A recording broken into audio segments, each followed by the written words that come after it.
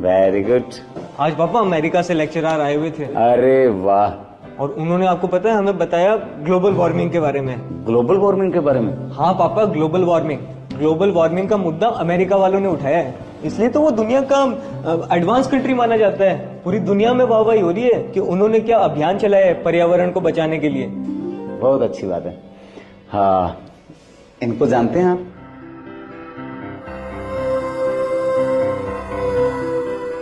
ये कौन है? जो तुम्हारे अमेरिका से लेक्चरर आए थे ना, उनके गुरुओं के गुरुओं के गुरुओं के गुरु, ये जगत गुरु जम्बेश्वर भगवान है। आज से 550 साल पहले राजस्थान के एक छोटे से गांव से ग्लोबल वार्मिंग का मुद्दा उठाया था। लोगों को बताया कि पर्यावरण हमारे लिए क्यों जरूरी है। हमारी विडंबना यही है कि हम अमेरिका के लेक्चररों को तो बहुत ध्यान से सुनते हैं, लेकिन हमारे महापुरुषों ने जो पर्यावरण को लेकर अभियान शुरू किया उस पर हम ध्यान नहीं देते। जब बच्चों की बलिदानी का इतिहास लिखा जाएगा तो या तो गुरु गोविंद सिंह के साहबजादों का नाम आएगा जिन्होंने धर्म को बचाने के लिए अपने आप को बलिदान कर दिया था, या माता अमृता देवी की उन 3 लाडली बेटियों का जिक्र आएगा जिन्होंने पर्यावरण को बचाने के लिए अपने आप को बलिदान कर दिया था। पेड़ों को बचाने के लिए 363 लोगों ने बलिदानी दे दी थी और माता अमृता देवी ने कहा, सर साठे रुख रहे तो भी सस्तो जान। मतलब अगर पेड़ पौधों को बचाने के लिए सर का बलिदान भी देना पड़े तो भी सस्ता है। राजस्थान के छोटे से गांव समराथल में सन 1542 में बिश्नोई धर्म की गुरुजी ने स्थापना की। बिश्नोई धर्म जो शुद्ध शाकाहारी है, जीवों की रक्षा करता है और पर्यावरण की पूजा करता है। कोरोना में आके सब साइंटिस्ट ने कहा कि हमारे लिए ऑक्सीजन कितनी जरूरी है। ये बात हमारे गुरु जम्बेश्वर भगवान ने आज से 550 साल पहले कह दी थी। लेकिन हमारी विडंबना ये है कि हम हमारे बच्चों को हमारे महापुरुषों के बारे में, हमारे गुरुओं के बारे में नहीं बताते।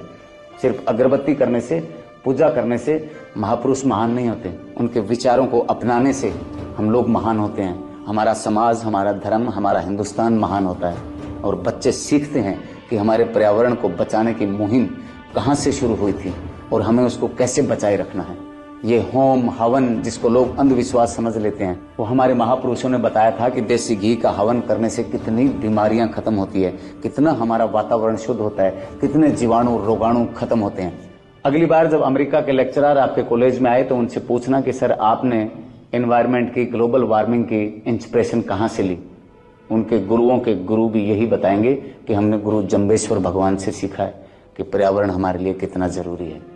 लेकिन पापा मुझे एक बात नहीं समझ आई, इन महापुरुषों के बारे में हमें स्कूल कॉलेज की किताबों में क्यों नहीं पढ़ाया जाता? हाँ बेटा, स्कूलों में पढ़ाना तो चाहिए, लेकिन हमारे गुरुओं ने, सदगुरुओं ने कहा है कि माँ बाप से बड़ा कोई गुरु नहीं होता।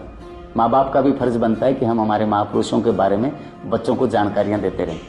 और हाँ, विश्व में एडवांस कंट्री इंडिया ही था, इंडिया ही है, इंडिया ही रहेगा।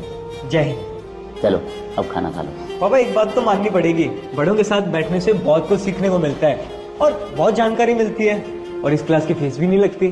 थैंक यू पापा। वेलकम बेटा, वेलकम। हेलो दोस्तों, पर्यावरण के प्रति जागरूक करने के लिए कहानी थी। इसमें कोई गलती हो तो हम आपसे माफी चाहते हैं, और अच्छी लगी हो तो कमेंट करके हमें जरूर बताएं।